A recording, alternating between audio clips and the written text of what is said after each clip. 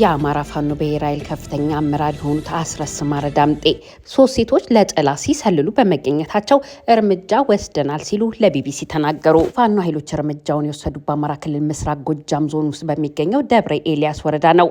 የደብረ ኤልያስ ወረዳ ባለስልጣናት በበኩላቸው ግድያው የተፈጸመው የቀን ስራ ላይ ተሰማርተው በነበሩ 3 ሴቶች ላይ እንደሆነና ከመካከላቸው አንዷ የመስማት ችግር ያለባት እንደሆነች በመግለጽ ታጣቂዎቹን ከሰዋል። እኚህ ከ17 እስከ 19 ዓመት ዕድሜ ያላቸው 3 ሴቶች ከደብረ ኤልያስ ከተማ ወጣ ብሎ ባለ ጥጃ ጎጠር መገንጠያ የተባለ አካባቢ ተገለው የተገኙት ማክሰኞ ታህሳስ 21 ቀን 2018 ዓ.ም እንደሆነ ቢቢሲ አረጋግጧል።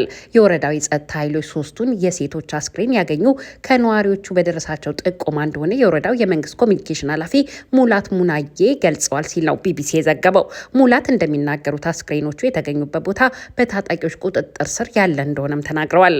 የአካባቢው የሰላምና ደህንነት ጽሕፈት ቤት ኃላፊ በበኩላቸው 3ቱ ሴቶች በጥይት ተደብድበው እንደተገደሉ አስረድተው የተለያዩ ያስገድዶ መደፈር ድርጊቶችን መፈጸሙን በማንሳት የፋኖ ኃይሎችን ወንጅለዋል። ቢቢሲ ወሲባዊ ጥቃት መፈጸሙ እንዴት ተረጋገጠ ሲል ላቀረበላቸው ጥያቄ ኃላፊው ሲመልሱ ሐኪሞችን ይዘን ሄደን ነበረ። ከዚያ በኋላ የተፈጸሙ ድርጊቶች እንዳሉ ለማወቅ ተችሏል ሲሉ መልሰዋል። ድርጊቱ መፈጸሙን ለቢቢሲ ያረጋገጡት የአማራ ፋኖ ብሔራዊ ኃይል ማዕከላዊ ኮማንዶ አባል አስረስ ማረ ዳምጤ በበኩላቸው 3 ሴቶች ለጠላት ሲሰልሉ በመገኘታቸው እርምጃ መወሰዱን በመጥቀስ ተፈጽሟል የተባለውን ያስገድዶ መደፈር ግን ተከላክለዋል።